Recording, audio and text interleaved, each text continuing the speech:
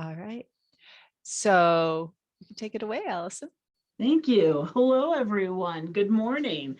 My name is Alison Ludlow. I am the Assistant Director of Literacy over at Lehigh Carbon Community College, and I'm a program administrator for our literacy program. So it's so lovely that I have such a great group that I'm able to talk to.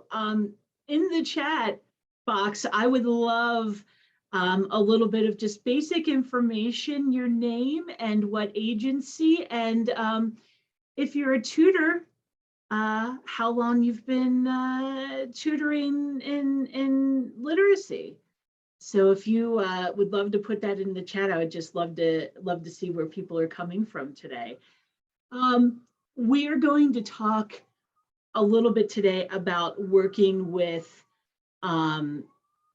students with learning differences. Now, we're only going to scratch the surface. We're going to have a very general conversation today. And one thing that I want to acknowledge is this, that you might not always know when you're working with a student with a learning difference, and you might not, and that's okay. The goal is never to try to diagnose. The goal is never to try to figure out, oh, I think my student might have X or might have Y. Your goal is to kind of meet your student where they are and then proceed to work with them. So today we're going to talk a lot about that. First, I'm going to give some general information about learning differences, and then we'll go from there.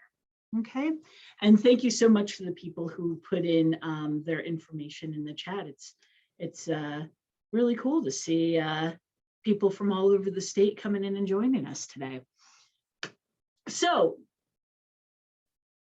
people use difficulty, disorder, and disability in different ways. And for this discussion, we're saying learning difference. People use learning difference and learning disability interchangeably. So let's start with difficulty. So difficulty is a short-term issue with understanding content with limited impact. So everyone has these tend to be short-term, and it can be anything from someone is specifically stressed out about a situation. They might have a limited impact with understanding specific content.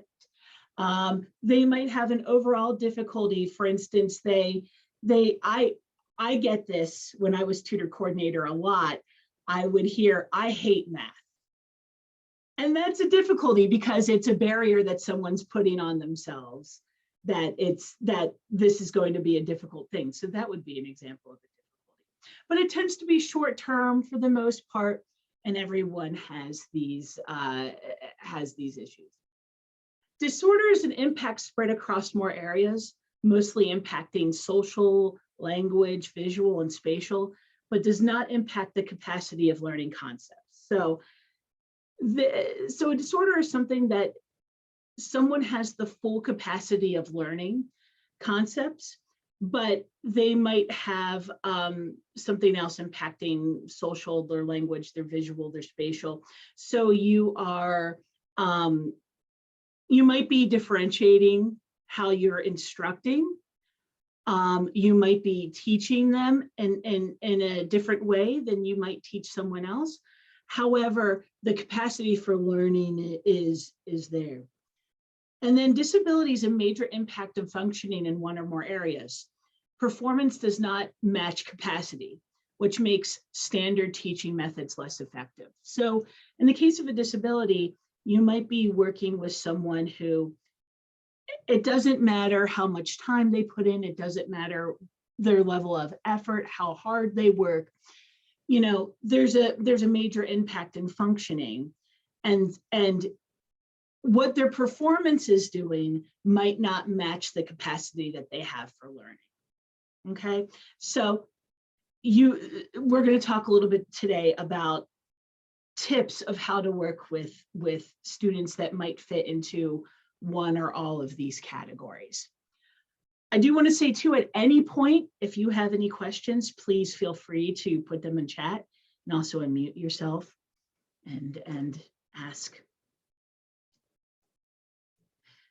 So just to give you some Pennsylvania disability statistics, according to the CDC, approximately 2.6 million people have a disability in Pennsylvania, and that's with a population of less than 13 million.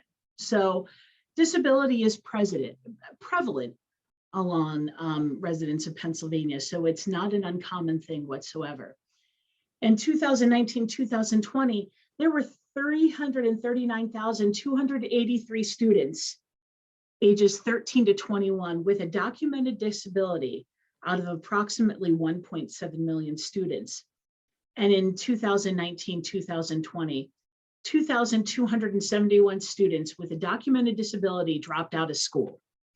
So again, people with documented disabilities, that is a population that often drops out of school, and that's why you would specifically be working with them to help them with passing their GED or HiSET exams in order to get their Commonwealth secondary diploma.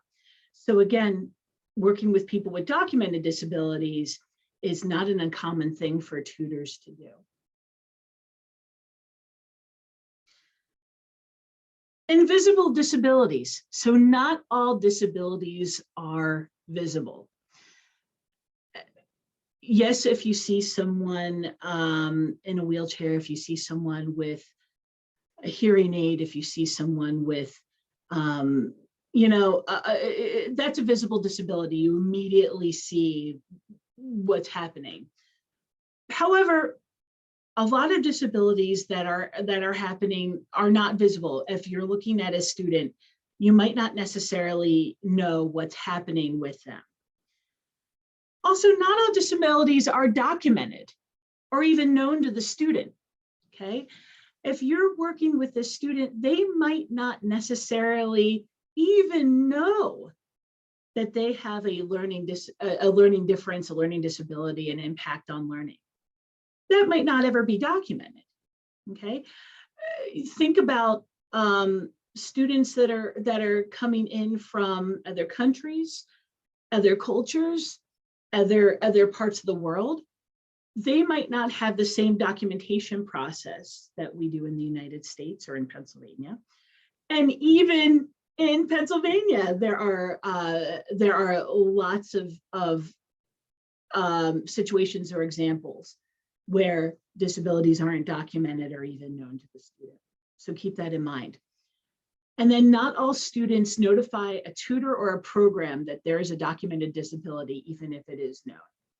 Students do not need to notify you or anyone else if they have a disability, if they had an IEP in school. They might not tell you for a variety of reasons.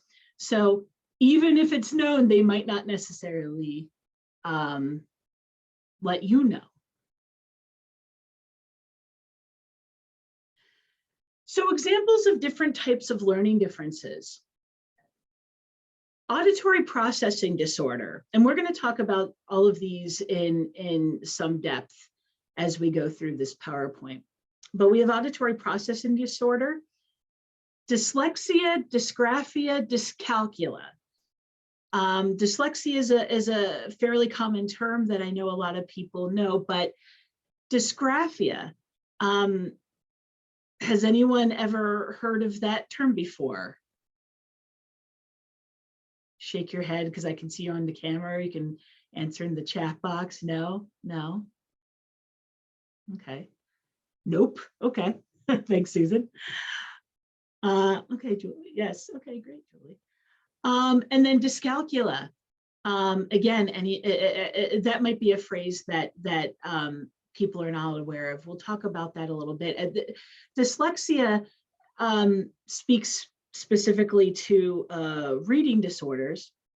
Dysgraphia speaks to a writing disorder, and dyscalculia speaks to a math disability. So we'll go more into detail about the three of those. ADD, ADHD, so ADD stands for attention deficit disorder, and ADHD stands for attention deficit hyperactivity disorder. That is a learning difference, and definitely seen in adults that you might be working with. Mental health, including anxiety and depression, people in the autism spectrum, and then other health impairments, which we'll get into those. So those can be examples of learning differences.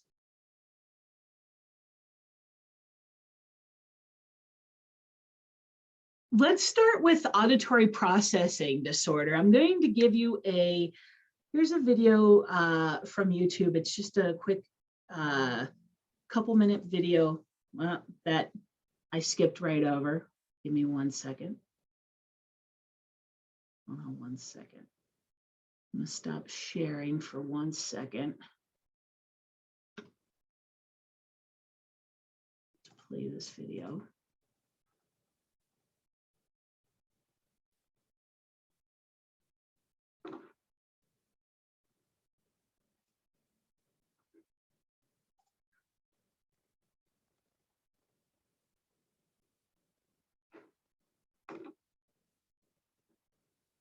Okay.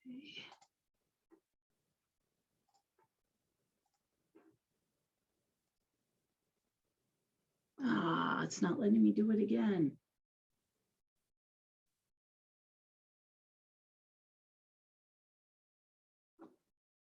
Forgive me. Some minor technical difficulties here.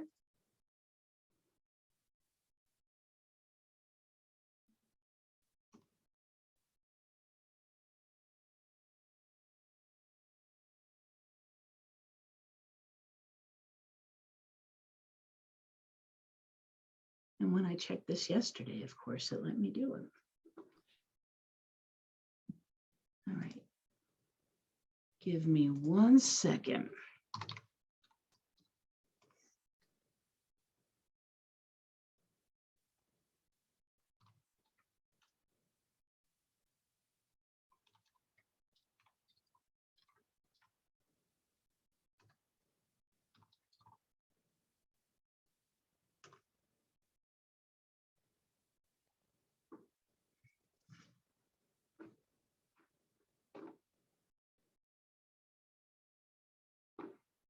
Okay.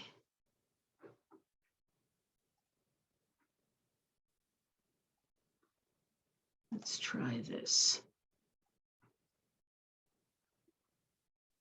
Okay. Can you hear? Okay. Yeah. Alison, I think that there's a setting I need to change in the Zoom meeting, but I'm not sure if I can change it while we are in the meeting. Okay. In order for you to hear the audio. Okay. For everybody to hear the audio. I'm sorry, I wasn't, I saw that in your PowerPoint and then it didn't occur to me that I would need to change that setting. No problem. I can that not a problem at all. I can just keep going with it. Okay, I'm so sorry about that. Yeah, no problem. No problem. No problem. Okay, so take that off.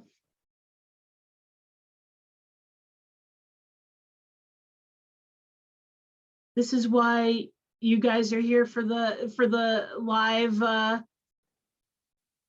live theater of it all. Okay.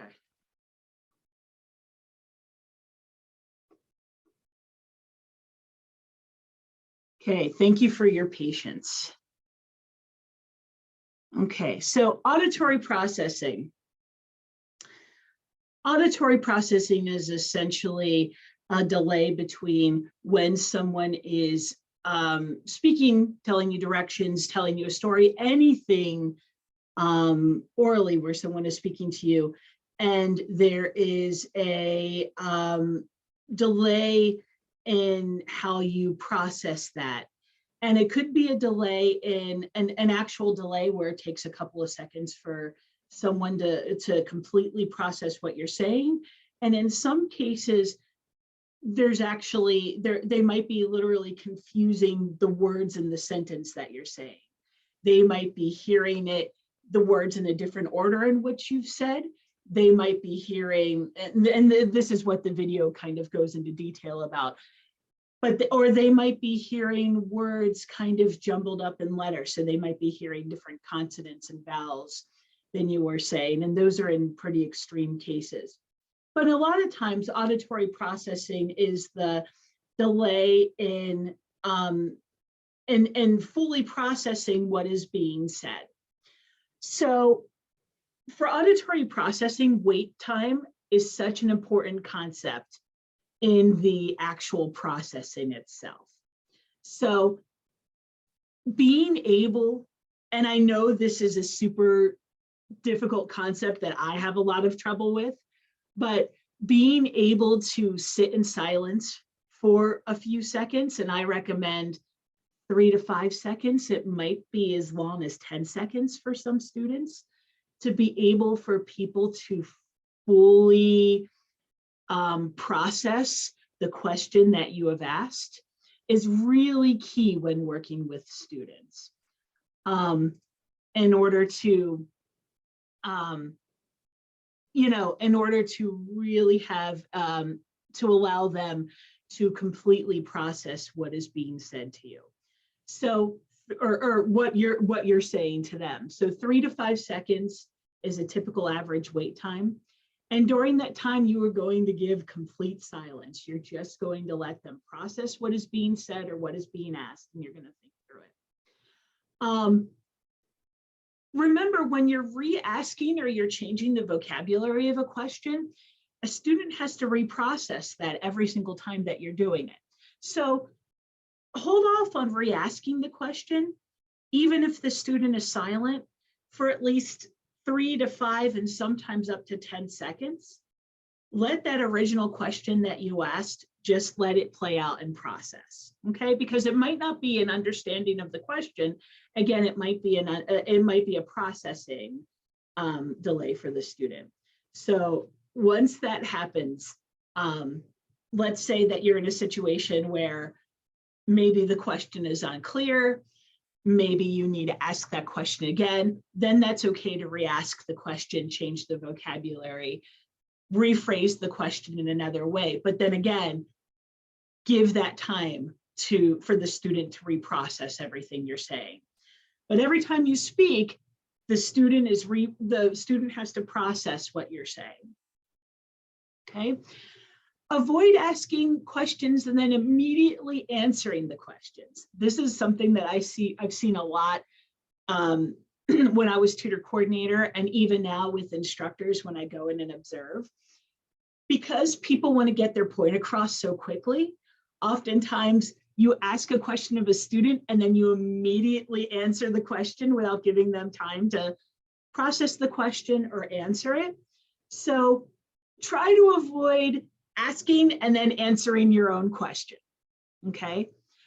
And then avoid asking multi-part or vague questions. So if a question has several different steps to it, if you're going through a reading, let's say, and you're talking about author's purpose, if you're talking about inferences, and it turns out to be a multi-part question, one part of the question at the time, especially if you're asking it orally.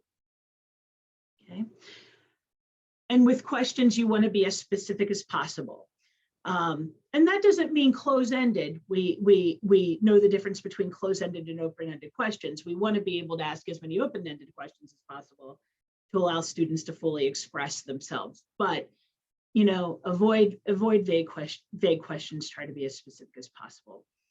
And then have students summarize either in writing or orally the question that was just presented. So you're asking a question, you're not getting an answer, or a student is having a difficult time answering the question that you asked. Try asking them to summarize the question that you just asked. Did you understand what I just asked? What was the question that I just to see if they understood it, if they could repeat it back to you. If they're struggling with repeating it back to you, then see if there's another way that you can ask it, either in writing, if you can ask them to write it down instead of orally give it to you back. Okay. Any questions with auditory processing?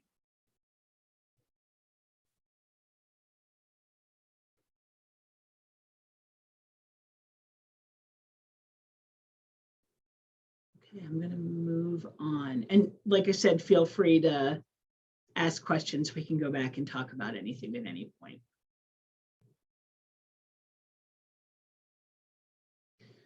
So, dyslexia, dysgraphia, dyscalculia. We brought up those phrases just a couple of minutes ago. And dyslexia is a general term for disorders that involves difficulty in learning to read or interpret words, letters, and other symbols, but that do not affect general intelligence. So dyslexia is how you process written information, how you read written information. It doesn't impact your capacity for learning, okay? So just because someone is diagnosed with dyslexia or has dyslexic tendencies doesn't mean that they're incapable of understanding the material. It's just that the way that they process material is different than others, okay? Dysgraphia is a disorder involving spelling, writing, putting words on paper, putting thoughts on paper, and taking notes. So someone with some dysgraphia indicators has a really difficult time with taking notes, following along with the note-taking process. Spelling, words are often misspelled, even though they can read the word, even though they understand the meaning and the definition of the word, they can put it in a sentence. It is often misspelled. And being able to, like it says, putting thoughts on the paper. There's a lot of difficulty with that, with dysgraphia. And then dyscalculia is this disorder involving numbers, specifically math functions, estimating, and sequencing.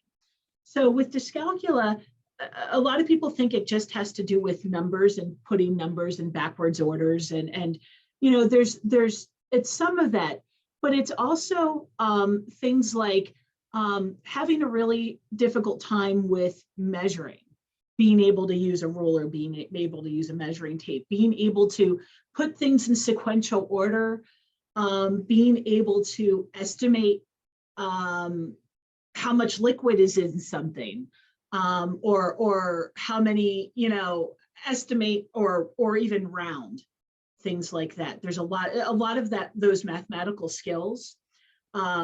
When someone has dyscalculia indicators, it makes it really difficult to do a lot of those math processes in orders and functioning. So let's start with dyslexia, tips for working with students with dyslexia. Using multiple modalities is key. So when I say multiple modalities, it's teaching the same concept in multiple ways, right? So when you're working with a student, you're not just orally telling them something, right? You are explaining it in multiple ways. So you could be telling them something, but at the same time, you are writing it down so that someone is orally getting the direction and at the same time, they're reading the direction, okay? You might be showing them. So again, you're working on a math problem. You're not just saying, okay, this is how I would do it, and proceed to tell them how to do it without having a piece of paper and a pencil. You are literally showing them step by step how to do that math problem, right? So it's using the different modalities in order to instruct or in order to review material. Okay, so different modalities, anything with text, written form, visuals, videos, audio recordings, websites, podcasts, and please put into chat if anybody has any additional examples of modalities that they've used with their students when they've tutored. Anything with manipulatives, anything that you can touch, any sort of movement activities, those are all different modalities that you could use. So as an example, if we were going to, going back to my auditory processing video, I was going to show you a video, because hearing my voice for a long period of time gets super boring. So I apologize that you didn't get a break from me. But also, there was the visual of the video, and there was also the closed caption of the video. So as the video was going to orally tell you about what was happening, there was going to be closed captions too. So you could read it, you could listen to it, and there were the visuals all at the same time. So that was using different modalities. And that works really well with people with dyslexia indicators. It also works well with everyone in general. Front-loading lesson activities, vocabulary before reading. So before you're doing specific readings with students, front-loading activities. So when I say front-load, I mean giving students information about the reading before the reading occurs. So any sort of vocabulary that might be difficult for the student, you're giving them that vocabulary ahead of time, and you're asking them to define it, you're talking about it, you're putting it into sentences, you're putting it into context. Anything, if you have a reading that takes place in a certain time period, you're talking about that time period a little bit. Or you're talking about the type of reading that it is, the style of literature that it is. Any sort of activity, any sort of concept that the reading has, you are giving that information before that reading occurs. If you're going through a book that there's pictures in it, there's something called a picture walk, where you literally can look through the pictures and read the headlines of the story before you go and read the story in general. So you're giving someone an idea of what they're going to be reading about before they're reading it. And that helps someone with dyslexia indicators with kind of filling in the gaps of the story, trying to put everything into context, trying to look for those key words as it's coming up for them. So, you know, that's a really important thing to do for people with dyslexia indicators. Have students summarize verbally or in written form what was just read. Okay, so it's important for students that as they're reading something, they're summarizing it, they're talking through it, they're writing it down, just so you're helping them fill in some of the gaps of understanding, making sure that if they're missing words, you're helping them fill out the word, you're helping them figure out what the words are. Again, you're helping them with the definitions, you're helping them put those words into context. And then using alternative ways to determine student mastery. So, you know, students can show their mastery on a topic in different ways, and it doesn't necessarily have to be print heavy or in a lot of reading material. So things like creating a PowerPoint, creating an audio recording, using a rubric, things like that. That might be a way to help you understand student mastery on a concept or an idea, instead of, you know, some of the traditional ways of like having a worksheet or doing a reading or something to that effect. Next one is dysgraphia. So again, we talked about people with dysgraphia indicators have trouble putting their thoughts on paper. They have trouble with note-taking skills. So providing outlines for class notes.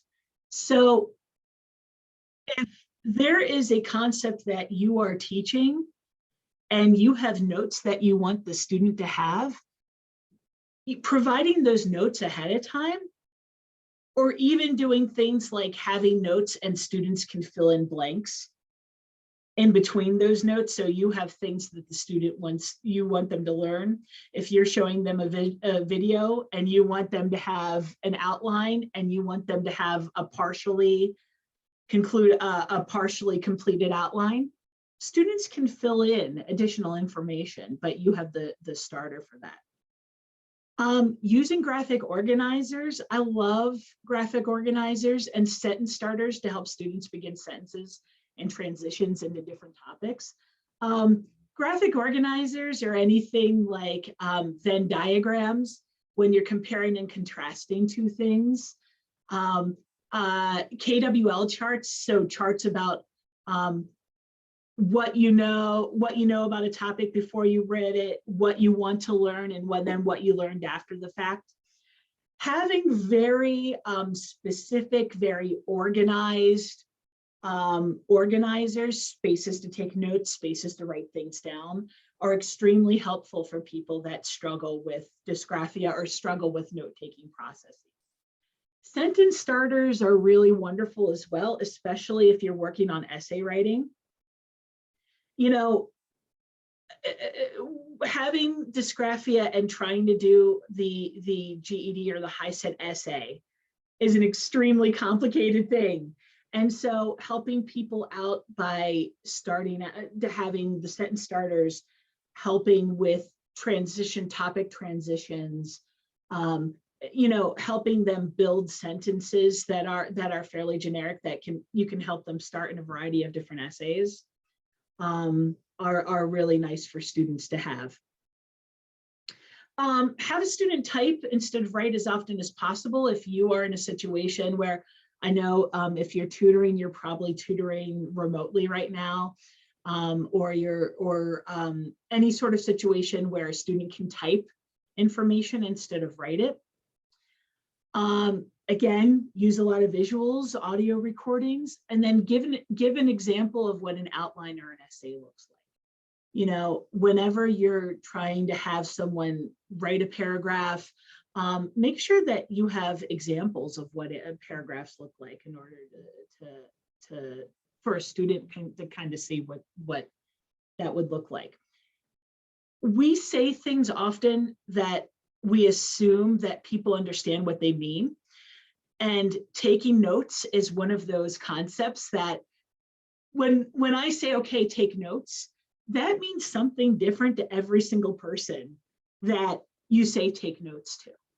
So if you have specific expectations of what notes look like, or if you want students to get something very specific about with your tutoring session, you're going to have to show them what taking notes looks like. You can't just necessarily assume that a person understands how to take notes and how to take notes in a way that's meaningful for them long term. I have this conversation all the time with people that take, I'll have a PowerPoint screen up and they'll just they'll take a picture on their phone, that PowerPoint slide. You're not getting the same effect as literally writing down the information, right? Because who is going to check their phone at a later date for that one PowerPoint slide that I had 3 months ago when they're getting ready to prep for their GED exam or their high set exam, right?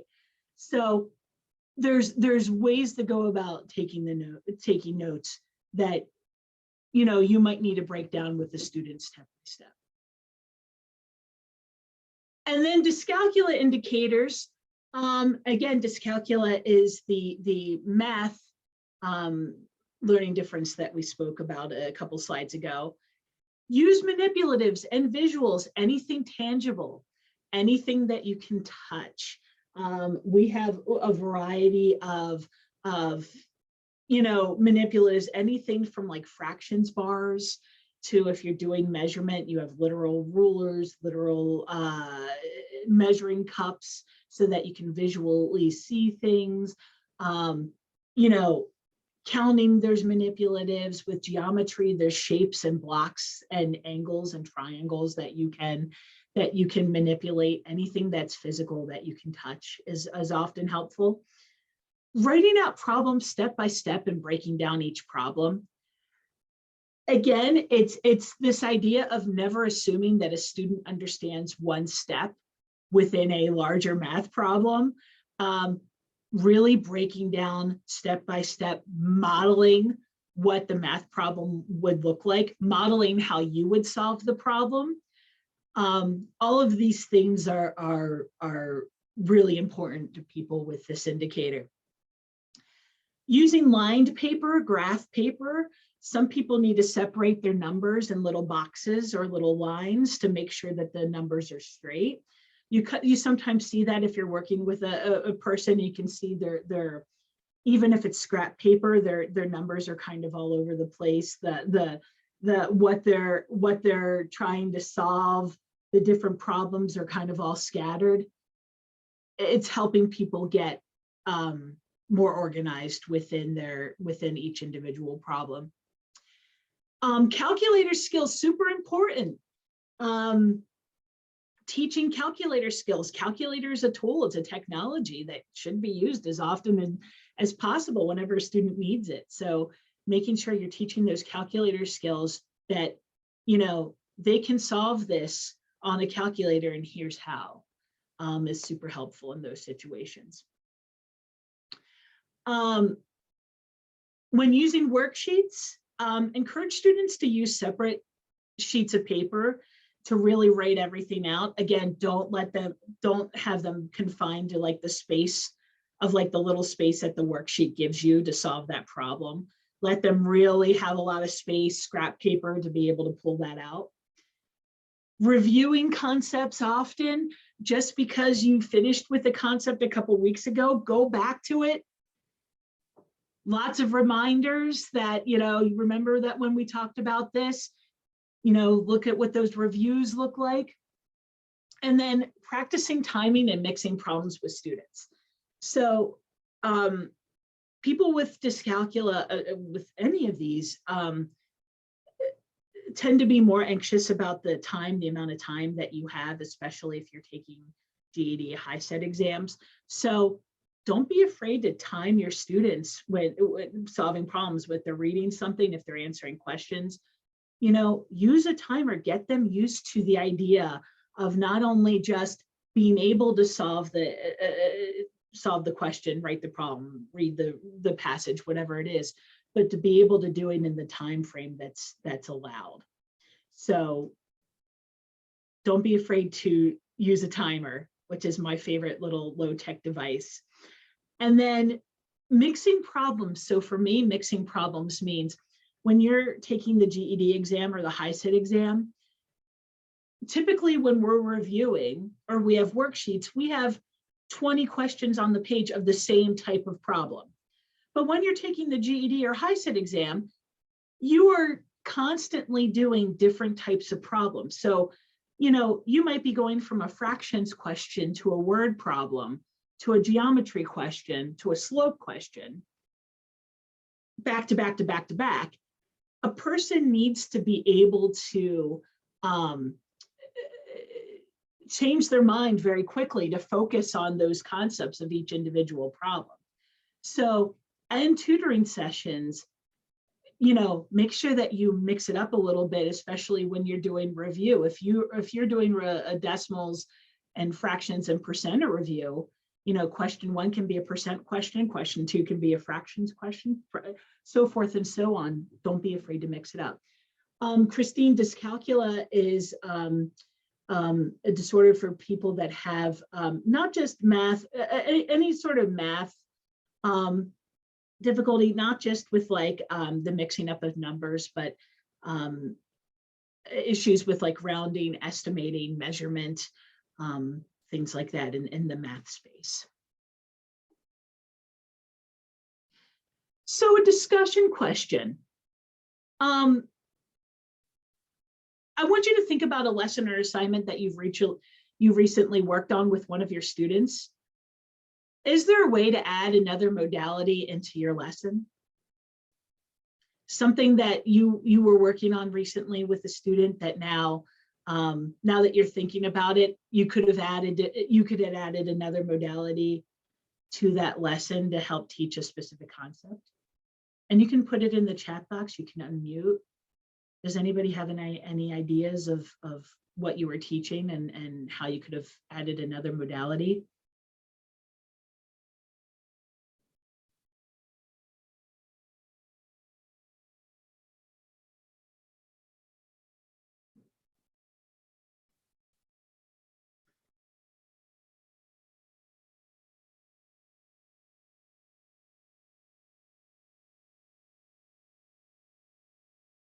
I'll give you some time to process the question. Think about what was, think about a lesson that you've done recently with a student that you were tutoring. Allison, this is Lynn.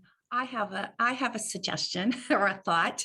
Sure. You could do what they call like chat stations. Like, so instead of having all your questions on paper in front of them or on the whiteboard, you could have questions around the room where people could get up and walk and write their answer on that sheet on the wall, and then take turns explaining the problem that they did to the rest of the class. Sorry about that. Yeah, that's awesome, Lynn. Yeah, that's great. I mean, because that's kinesthetic, that involves writing, that's oral because they're explaining what they have done to another student. To the problem to another student, you know what I'm saying? Woo.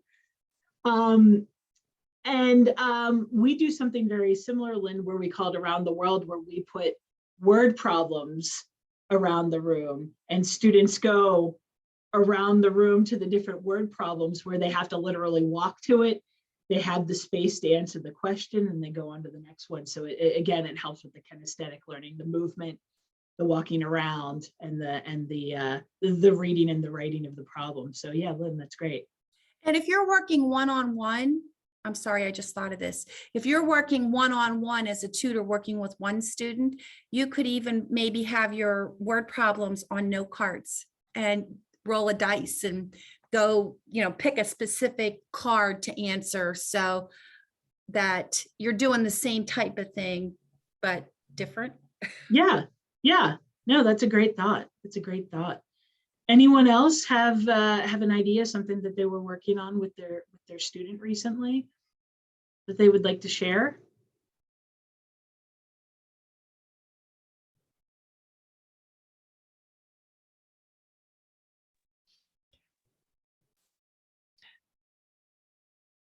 Alison, I just wanted to say that depending on what your goal is with the reading, a lot of times with different reading websites, you can get the reading read aloud to the student. So if you're working more on comprehension instead of like decoding, you can work on the comprehension skills while the student's listening as well as reading. Absolutely. That's a great point, Rachel. In the chat, Susan says, in the past with something sequential, we learned sequence and then stood in the circle with the ball. The first person gave the first point, the second person, the second point, and so on. Yeah, absolutely. I have definitely seen that, Susan. That's great.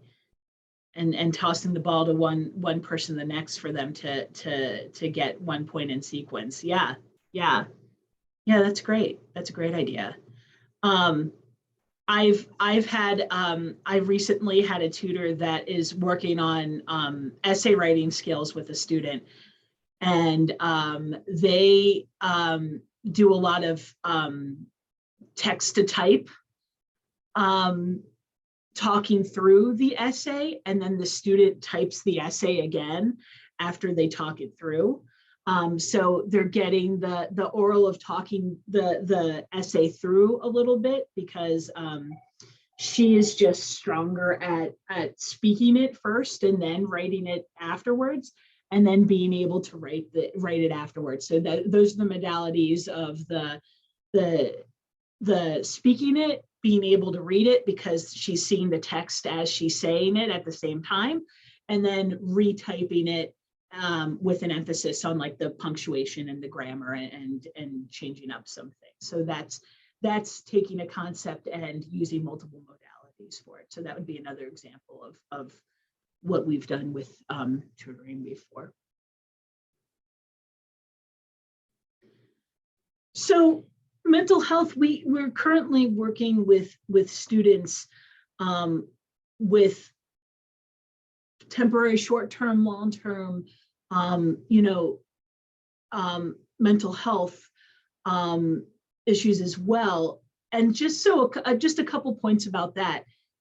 If a student is saying that they are anxious about something, listen to them.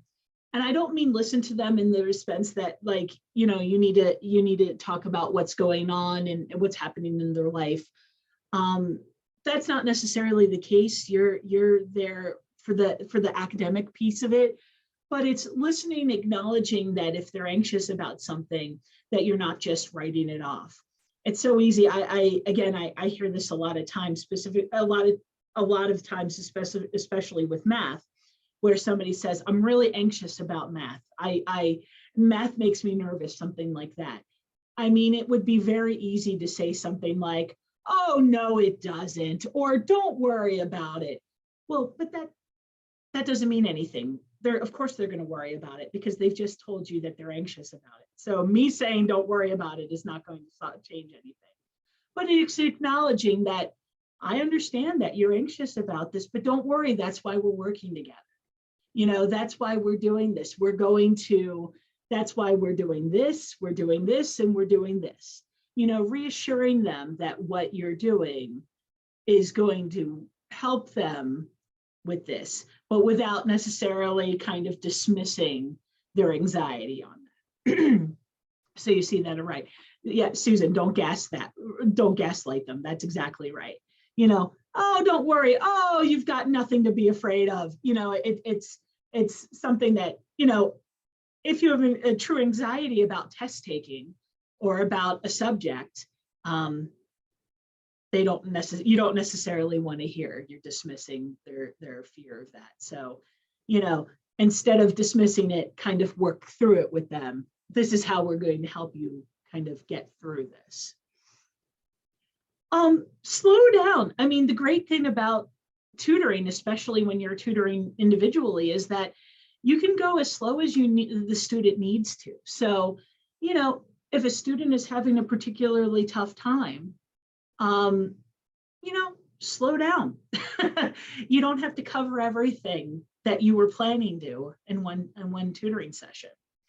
When possible, give options. You know, if a student is not really responding well to one option, possibly give them another, come with a choice. I mean, choices are always nice.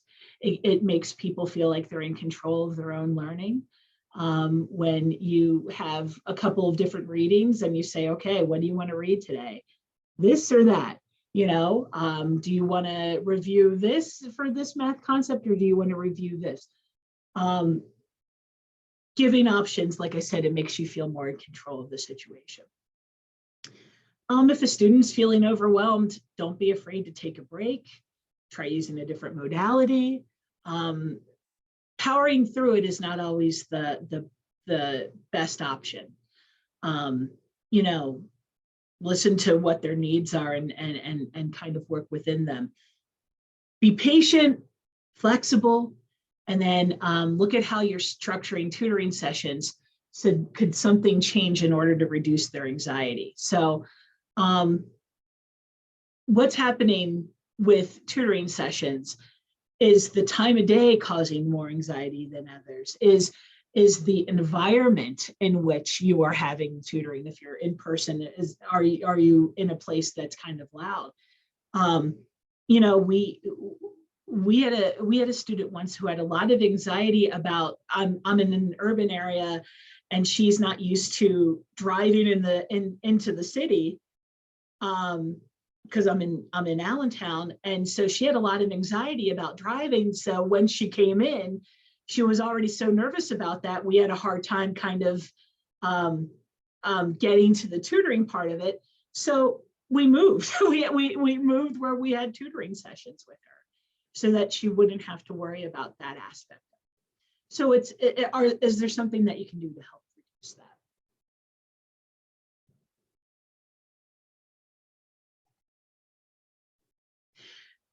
So here's another question I would like to know. What does the first 10 minutes of your tutoring session look like?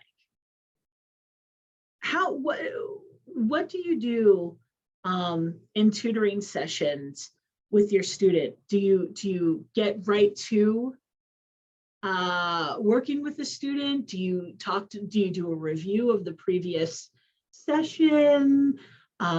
Is there small talk? Just give me the basics. What do the first 10 minutes look like when you're conducting a tutoring session normally? And again, you can unmute yourself or you can talk about it in the chat.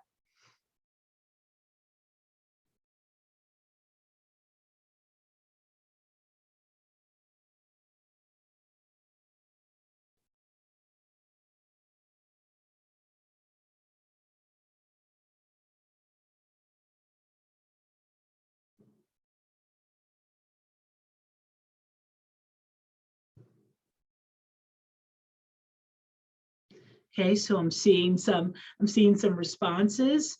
How you asked in both ways, what things have you heard in the past week that you recognize in English? Review of concepts. You came up with the chat and previous learning. Great. Small talk about the weekend. We recommend using the first few minutes to catch up with each other. Not everyone wants to. Yeah. I do drop-in sessions. So my first thing is to introduce myself and then do a quick icebreaker. Check in. How's the day going? Yeah. Yeah. These are all great things. I mean, kind of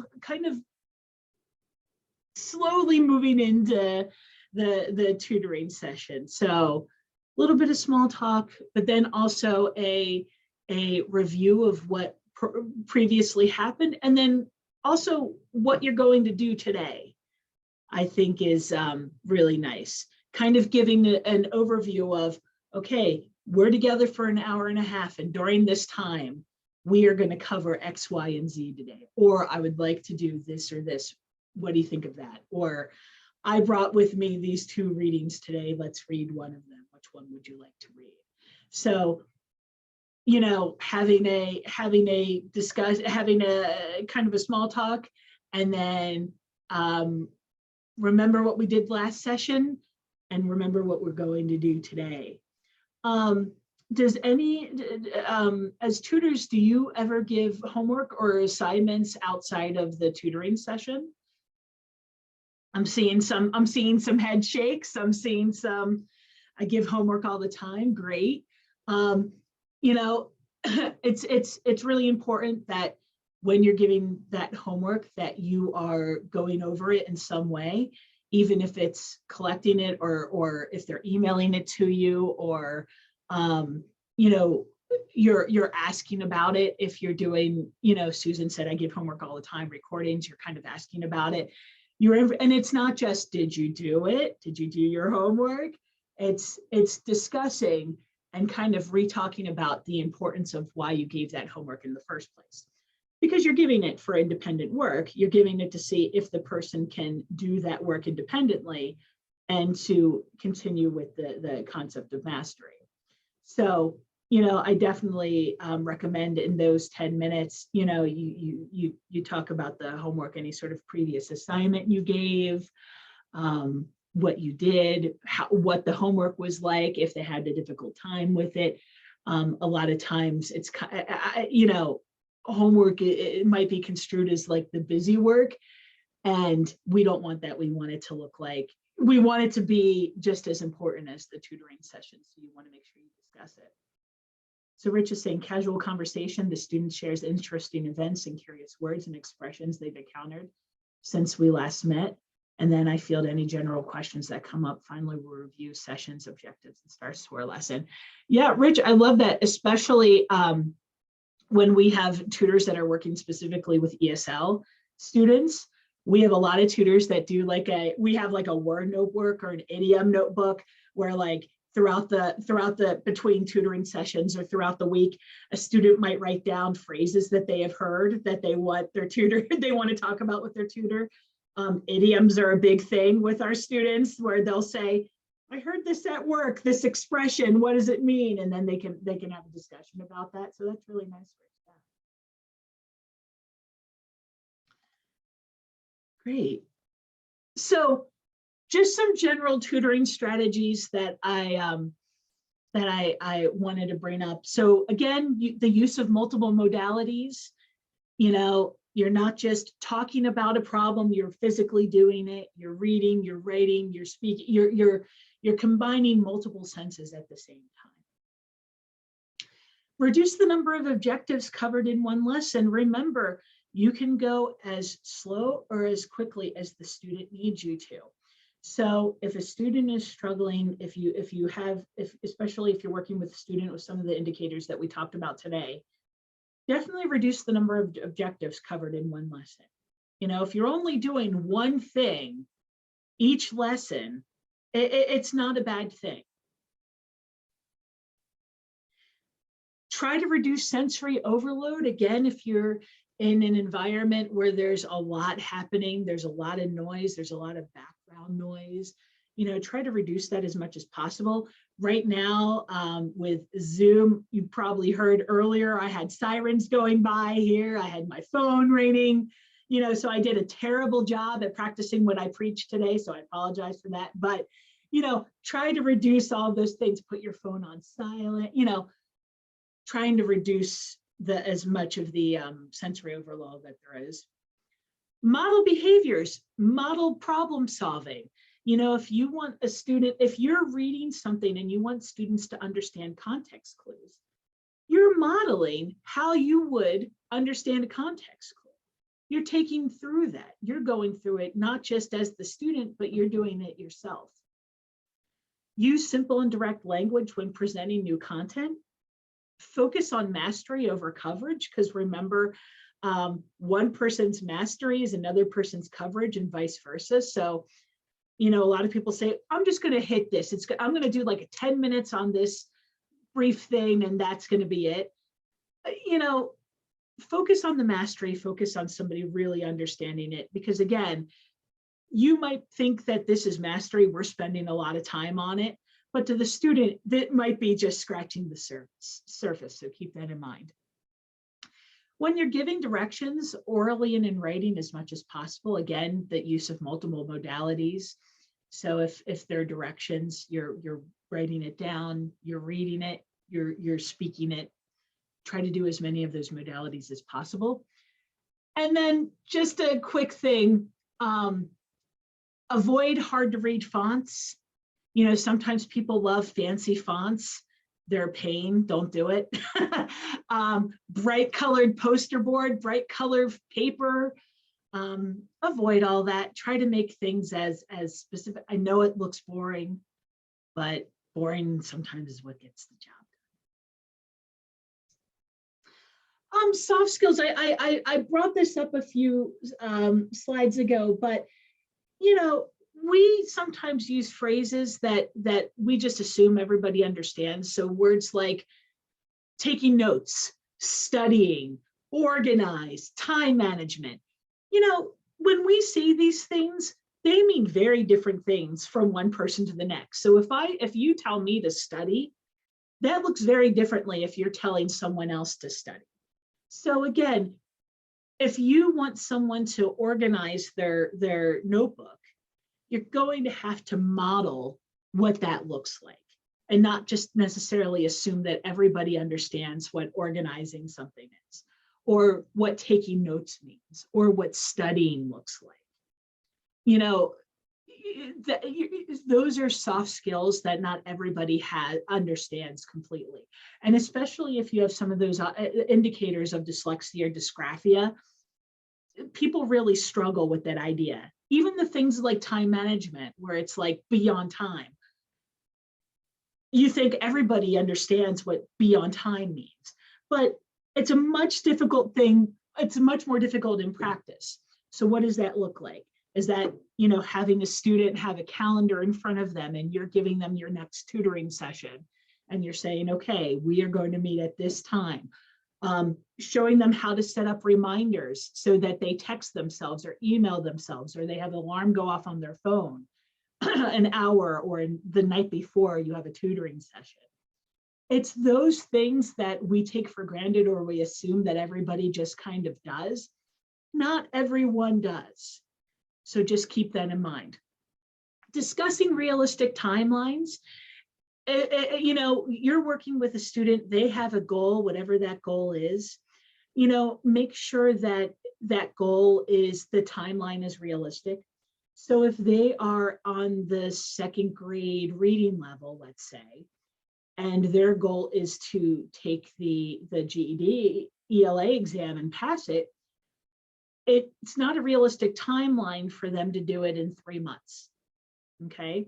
So that's a conversation that you have along the way, so that people kind of understand what's happening.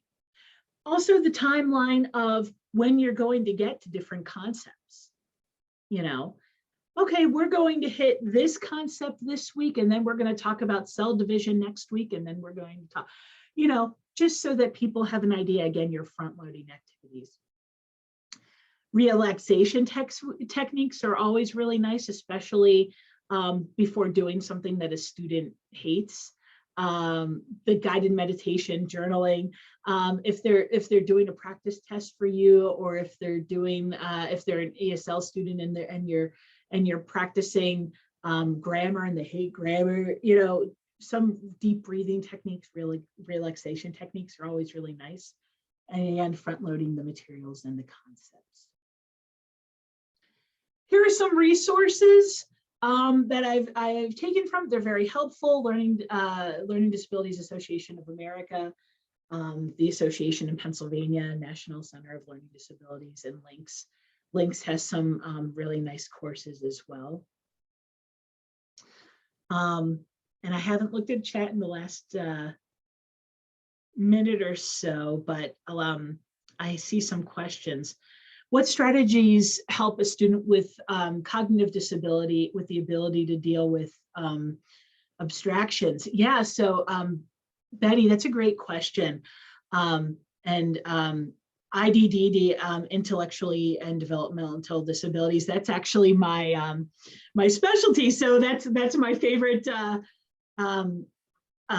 conversation. And again, a lot of these same skills apply in terms of the making choices, giving people choices, front loading as much information as possible, letting people know exactly what's happening when, so that they have an idea of their mind what the timing and planning is.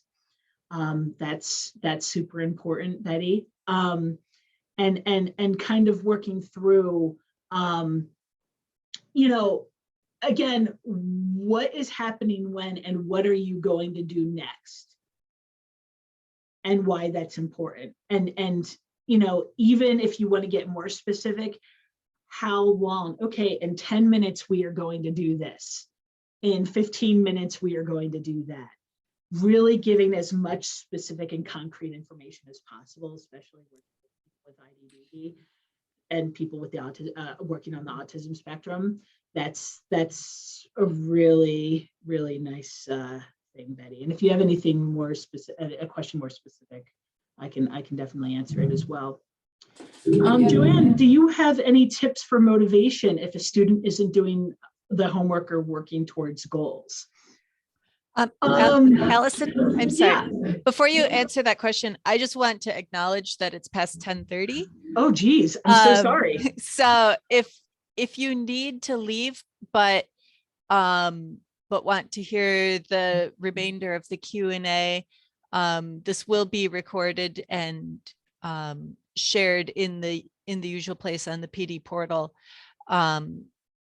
If you want to put your email in the chat, you can just send it directly to, you could do it as a direct message to Rachel Barron, and I'll make sure to send you directions for accessing the recording in the portal.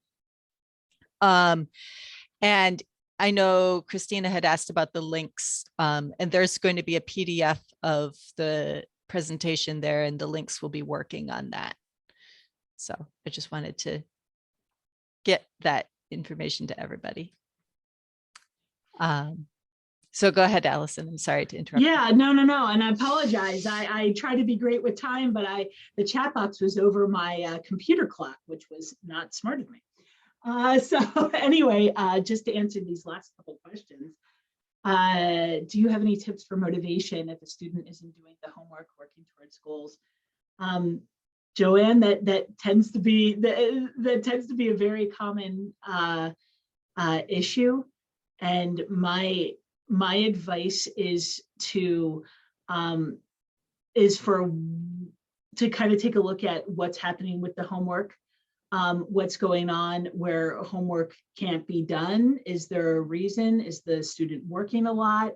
Is there a different modality that the homework can be done in? Do you need to set kind of time goals? If you can email the homework to me by this deadline, would deadlines be helpful in that? And working towards goals, we do a lot of like goal reminders and goal restructuring. So if a student is having a hard time working towards goals, it's kind of taking a look at those goals again to see, is this still what you want to do? Is this still the timeline that you want to do it in? And then working backwards. Well, if you want to do X by this date, that means that we need to do, you know, W on this date, and so forth and so on. So it's a lot of revisiting what those goals are. And okay, so you want to have these goals. What do you need to do in order to do this? Is this still a goal that you want to have? Do we need to change the goals? What does that look like? And I don't know, please put in the chat box if you have any additional tips for Joanne.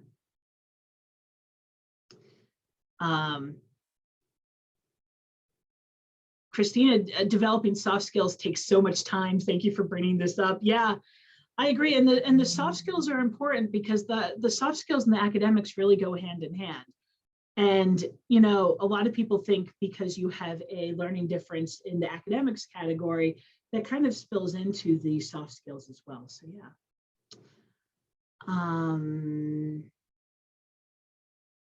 Thank you, Rich. Okay. Susan has a comment for Joanne. Drill down and ask about the goals in several different ways. Be sure you're getting to their real goals and have an explicit, frank conversation about it. And then I always recommend giving students 10 to 15 minutes at the beginning of the session to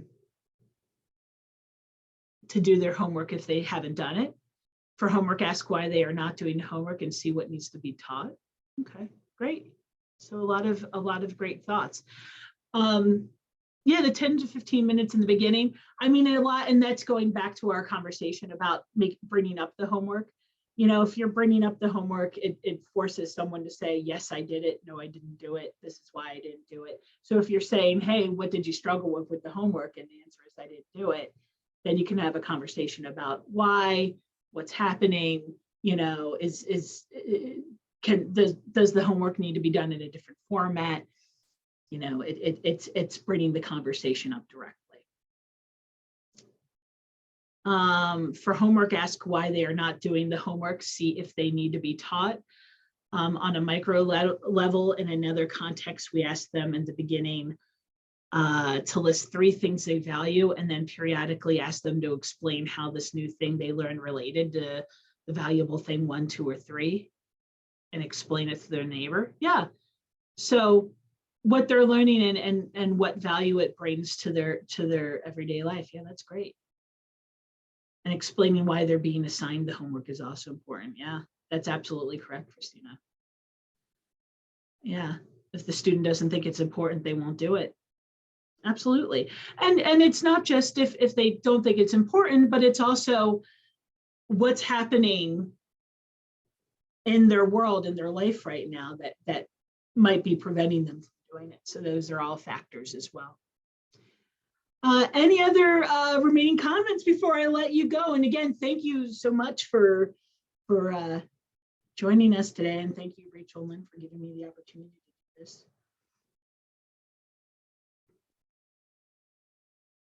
Thank you, Susan. Yeah.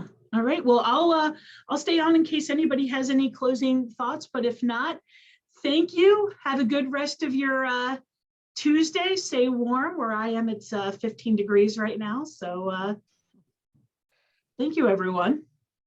I'm going to stop the recording now. So if you were waiting for that to ask your question,